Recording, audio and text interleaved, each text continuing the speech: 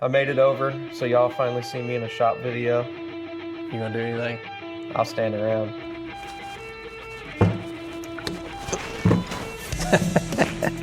That wasn't very smart, now was it?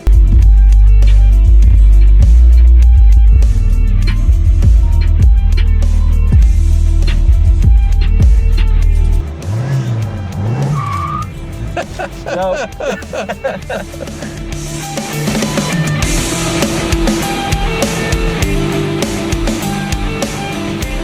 Hey guys, welcome back to Faith Family Cars, and we are out here in the shop about ready to do some work on the Pinto. Yeah, I'm in the shop finally. Finally. I ain't been out here in a while. Yeah, I was like, dude, I need some help with this one. It's a little tight getting in there. You gotta come out here and help me. Yeah, well. Or come over here and help me. Yeah. I made it over, so y'all finally see me in a shop video. You gonna do anything? I'll stand around. No, I'll do a lot of this. This ain't much. It's just tight fit. Yeah. I'm a little bit slimmer. Just barely. Yeah, it's a little easier to get when you got extra set of hands to get this master cylinder, because that's what we're going to be doing today. Master cylinder on the Pinto. So in the last video, I talked about how we got back from the Hoodbilly Cruise, and while on the Hoodbilly Cruise, Hoodbilly Cruise, we had brake issues. And but I talked about it, and when we got back, that we're going to replace the master cylinder. It was leaking down the inside of the firewall, and it's been leaking pretty bad, it looks like, for a while. So let's jump in here and show them, Zach, what's been going on with it.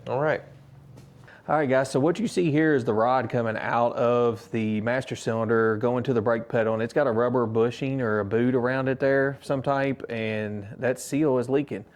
And you can see it's running all the way down the firewall into the floor pan, which is not good for the floor pan to have all that brake fluid in it. So yeah, that's a real rust problem there.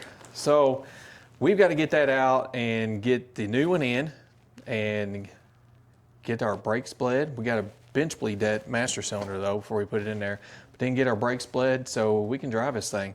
I'm hoping to take it out tonight. It's been since the Hoodbilly Cruise since we drove it.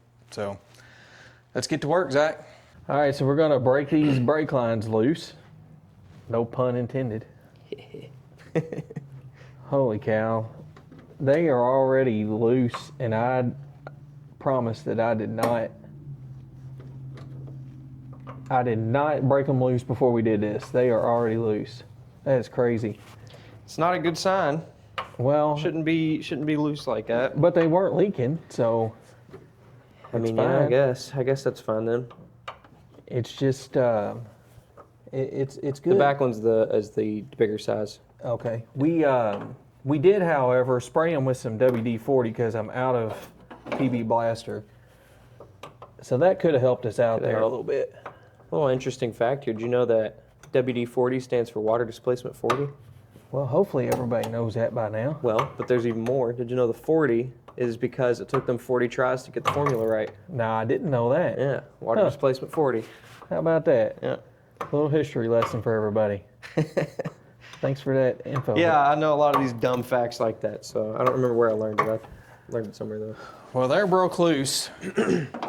They're broke loose. I did that because I wasn't gonna, get on Zach if he was to strip them out. Yeah. I want to leave that on me. Yeah, I'm glad because I don't need that on my conscience. Know that I broke your car. He's going to take them loose now and get the bolts loose on the master cylinder while I get underneath and get it disconnected from the brake pedal. All right, so it is soaking wet under here. This insulation is wet. I have a feeling that this really occurred because it sat for a year. Probably just got hard and brittle, and when we started using the brakes, it wasn't having it. All right, so you gotta get this little clip out of here. There's not a whole lot of room to work with. If only y'all could see the position we're in to get this on camera.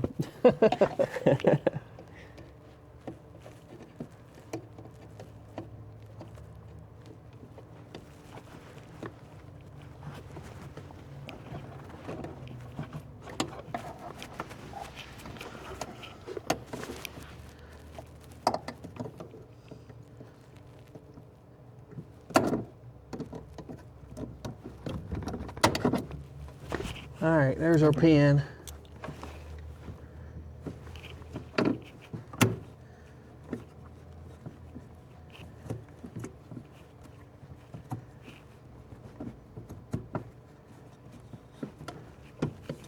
Car pedal.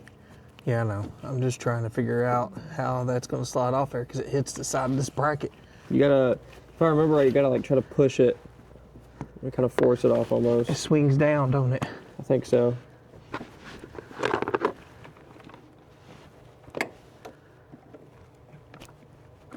Yeah, the brake. There it is. Yeah.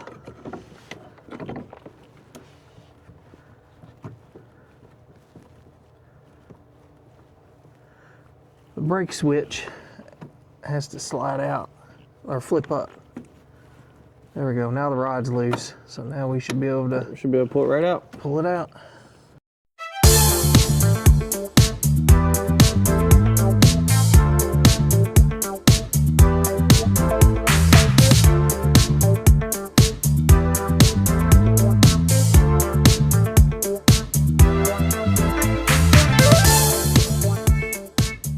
You all can see this is really tight down in there, and that's one of the reasons why I decided I was not going to put power brakes on it right now, because it is going to be a pain in the butt to find a brake booster for this car.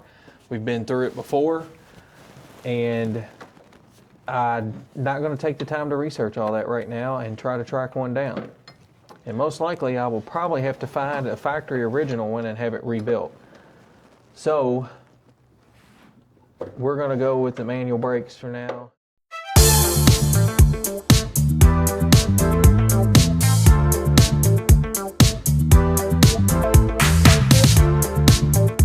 All right, this should pop right out. It's probably going to pull on a little bit. It's got that rubber boot in there still. Yeah. There it goes. Dripping brake fluid on the car. Yeah, there it is. Nice Oh, it's and rusty glory. and crusty. Yeah, All right. definitely needs a new one. Yep. So we're going to get the new one out, and we're going to put it on in the vise and get it bench bled. All right, guys. So we got a little bench bleeding action going on here. Basically, if you've never done this before, you put you some fittings in the ports, front and rear ports, run you some clear tubing over into each section of the master cylinder, front and rear section. And then you're going to, if you've got a rod like this one, you're going to push in on the rod, you're going to pull the fluid through, put it right back in, pull it through, put it back in. And you're doing that to get all the air that's entrapped in this whole master cylinder. You're getting all that air that's entrapped in there out. So I've already started doing this one, so the air is pretty much out of it. But you just push the rod in like so. And as y'all can see, you should be able to see this pretty good. There is no air bubbles in those lines. But yeah, I started doing this and forgot to film it. But most of you guys probably know how to bench bleed. I'm sure you've done it before. But if you haven't, it's pretty simple. So we got all the air bubbles out. We're going to top these off, get the lid on it, and get this master cylinder installed. All right, so I'm gonna pop this little rubber bushing off. We're gonna look at this seal up in here. Oh yeah. You can see down in here, definitely been leaking around the seal there, really bad.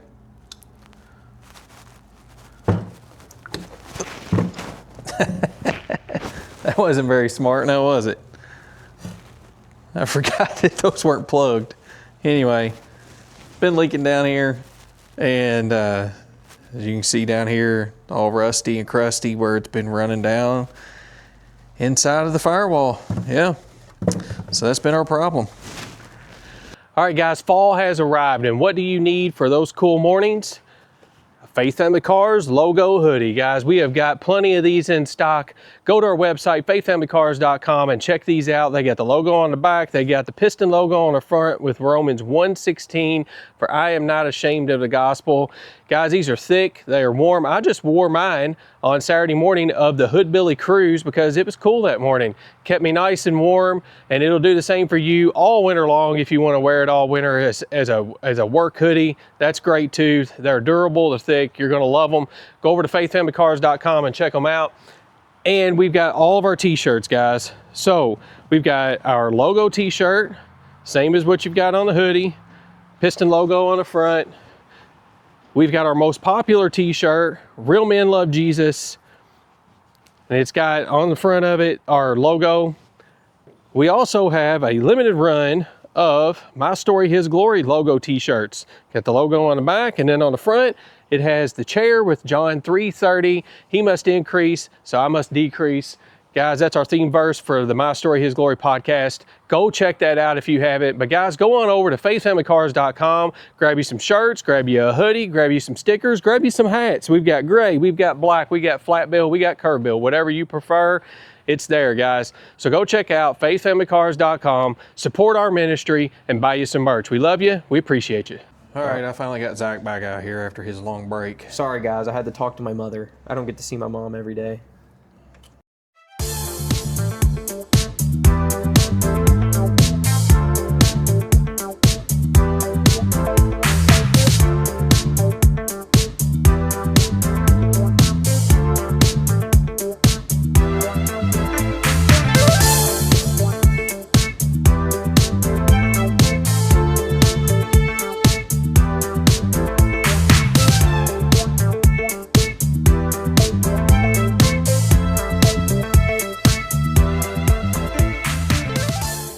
Zach, make sure we don't have no leaks up there. Oh, I see something dripping. Do you? Yep, from the big line in the back. See if I can tighten it up a little bit. Maybe Yeah, because I had a lot of pressure and then it went away. Yeah, maybe I didn't tighten it up enough. Yeah, I was able to turn it a little bit more. All right, hold on. Let me wipe it down, and then we will try it again. Okay. I'm going to wipe this off down here. And we're going to pump that brake pedal and see if it's leaking again. It had a pretty steady drip. So, You ready? try it again.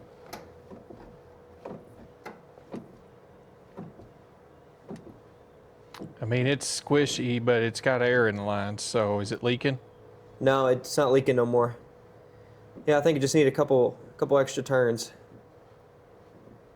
So yeah, Okay. it's good. We're doing good. So now we're going to bleed the brakes. All right. Well, we're taking the Pinto out on a test drive, and we're going to see how these brakes do. And there is no one behind us, so I think we're going to stop. Oh man, them work good. Yeah, they do. Holy cow. And we stalled it. It worked too good, we stalled it. I stalled it because I was still in third gear. I didn't realize it. Oh man, them work good. The car's cold. Yeah. Didn't get just started. It don't have no power anyway, but Yeah. We're only going 45 mile an hour. yeah, it don't get moving too quick. It gets moving quick enough though. All right, we gotta make a turn up here. We'll see how they do. All right. They are as hard as a rock. This is how manual brakes should be. Yeah, I told you they felt good when I was pumping Yeah. that last one. That last one, I pumped it one time and it was solid. I love it. Crap makes me want manual brakes on everything. Oh my. I don't know. I'll stick with my power brakes.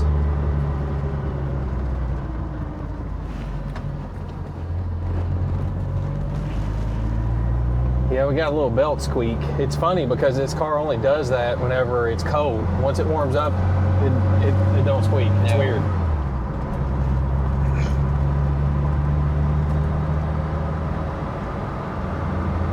We're gonna turn around here, Zach, and let you drive because you have not driven this car yet. Mentioned earlier in the video that I have never driven anything with manual brakes, and I forgot we had that 65 Falcon that I drove with manual brakes. Yep. Those manual brakes, I don't think were right though, because they've never felt like this. I had to pump those brakes. Yeah. Handoff action here. All right. You think you can handle all the power? I think I can. Sloppy, ain't it? This shifter's weird, man. No, you're just used to that Mustang. So, reverse is all the way over here. Okay. No, you're probably in reverse. Yeah, no, I know. Yeah, because you have to play with it to get it to go yes, reverse. I found reverse. Okay. I was wondering why it felt weird. Okay. All right, yeah. So you good? Yeah, I'm used to that tight shifter, the MGW, and the... Yeah. Everything about this car is so tiny. It is. 4-cylinder is not hard for me to learn, though, because I daily drive one. Well, I haven't lately, but usually I've got that Fusion, and I daily drive that Fusion, so I know you got to kind of rev it out a little bit. Yeah, well, the Fusion's got a little more power than this thing's got. Oh, it's got a lot more power than that. I can squeal the tires on the Fusion like it's nothing. Yeah. Haven't tried this one yet. Oh, man, that feels good. It does, doesn't it? Yeah, but brakes are hard. My steel toes are way too big for this car. Yeah, because the pedals are like so close together. They're like on top of each other. You need like, oh shoot, you need Vans or something, or Converses. That's what somebody said on the Hoodbilly Cruise. Man, the pedals are so close together, and I'm like, yeah, they're hard to. You got to pay attention to what you're doing. Oh yeah, they are very close. And I'm so afraid I'm going to go into reverse because I'm used to... It's hard to get in reverse. It is very hard. In the Mustang, it automatically springs to the middle. Yeah, well, this car, it has... You got to pull it down, and you go over a little bit, and you'll feel like this little notch, and then you have to go over even further before it goes into reverse. Yeah. So it has taken me a while to get used to it. When we first drove this car, we never got to go in reverse. Neither me or your brother could figure out how to get in reverse. Yeah. I've got my foot to the floor and it's barely moving. Yeah. Oh man, this car could really benefit from a 302, that's for sure. It definitely could. But it's cool. I mean, it's awesome. I love it. It ain't got a ton of power, but it'll move with traffic, all right. So one of my favorite things about these old cars, which I drive old cars, but all my stuff I've ever owned is slightly newer, like in the 90s and stuff, 80s, 90s, stuff like that. But the big steering wheels, man. Yeah. Like how big the steering wheels are. Even on your truck, the steering wheel feels good in it. Yeah. They're just so skinny. Yeah, I think that's why I like it. You grip it real easy. Let's feel these brakes again here. Man, they feel perfect. Yeah, they're nice. Oh yeah. I'm happy with it. Oh yeah, it's awesome. Feels good. I just feel too big for this car. A little bit of rubbing. Even though I'm not a very big guy. I'm only 5'9", but I just feel too large for the car. My knees touching the steering wheel and stuff. Guess what? Rubbing. A little bit of rubbing. It's all right. Put her back in first. See, that's nice because the Fusion has like a first gear lockout in it. See if it'll do a little burnout here. All right, we're gonna see if I can get this thing to lay something. We might jerk forward. Oh man. Oh. I don't think it will. Let me give it one more honest attempt here. No.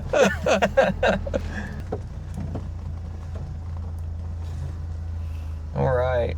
Yeah, that's that's funny. Oh boy. Hey guys, sometimes we just need to pump the brakes on life. We need to slow down. We need to get into the Word of God, and we need to seek His guidance in what we're doing. And too often we're running 100 miles an hour and we don't ever slow down. We don't ever take the time to get into the Word and really search the Word. Romans 10:17 tells us that faith comes by hearing, and hearing from the Word of Christ. So we got to get into our Word. We got to study. We got to speak to the Lord. We need to take time to pray. We need to take time to just talk to Him like He's sitting there beside us, and He's our friend. And because He is our friend, the Lord loves us, and He cares about us, and He just wants the best for us. But most of the time, we're going too fast to slow down to hear what He's got to say. So get into your Word. let it speak to you. Just study it and let God show you things that you've never noticed before, because it will happen. If you just take the time, there are going to be things that pop out to you and you're going to be like, man, I didn't know that was there. And you're going to be amazed. It happens to me all the time. And, I've been a Christian for 30 years. So, get into the Word, guys. I can't stress it enough. I know you've heard it on our podcast. You've heard it on this YouTube channel over and over and over. But we need the Word of God. And that is our roadmap. And that is our guidance through this life in this crazy world that we live in. So guys, get in the Word. Trust Him. Listen to what He has to tell you. All right, guys. So Zach had to run and get some wheels and tires for his daily. And we're going to do a little work to the radio in this car. This is a really old Kenwood head unit, but it works really good and it sounds really good. So the speakers are nice in here, but we've got a boom tube in the trunk that I'm going to try to get working. So it does not work right now, and I want to get it working. I'm going to rattle that trunk a little bit. But the other thing is this radio slides all over the place. I just pushed it back up in here. We need to get this out and get the tabs bent down in there so it'll quit sliding. So that's what we're going to do first.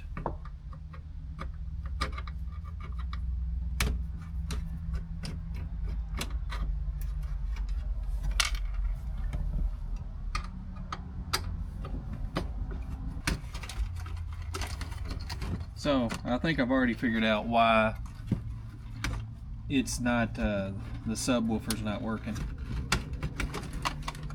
Because I'm pretty sure the RCA jacks are not plugged in. They are not. And I did not pull them loose. I don't know where they're at, but they are not working. There's speaker wire, a whole bunch of wire, everywhere wire. So these RCA cables are broke. So it looks like I'm going to have to go grab a set of RCA cables to try to get this thing going. So I'm going to go do that real quick. Okay, so I ran up to the parts house, grabbed some RCA cables, and these are 17 foot long. They should be plenty long because I don't think this car is 12 feet long. So I'm going to run these. I got to run them on the carpet and everything, get them all lined out. So I'm just going to do that real quick. And then we'll see if we can get this subwoofer working finally. All right, guys. So I got the new RCA cables hooked up. I found that the remote wire was actually broke. So we weren't getting any power back there either. And then I found a speaker wire broke. So fixed both of those. I wasn't going to show you guys all that. You know how to crimp wires together. So now we're going to slide this in. We're going to get it turned on. We're going to see what we got.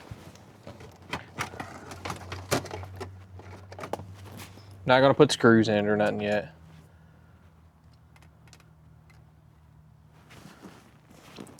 I grabbed a cable out of my truck so we can hook the phone to it.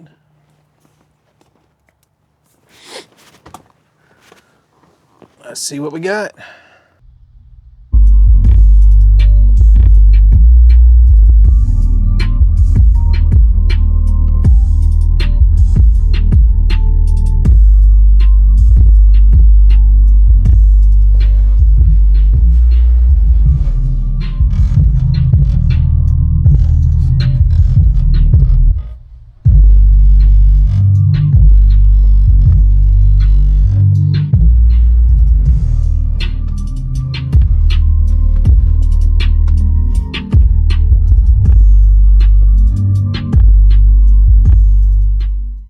All right, all we've got left is to screw this panel back in. I have already put everything else back together.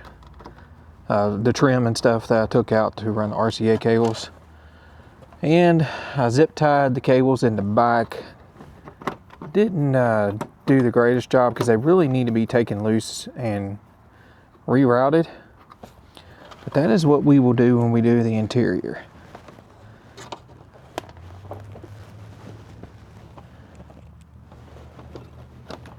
Wasn't real concerned with it for today.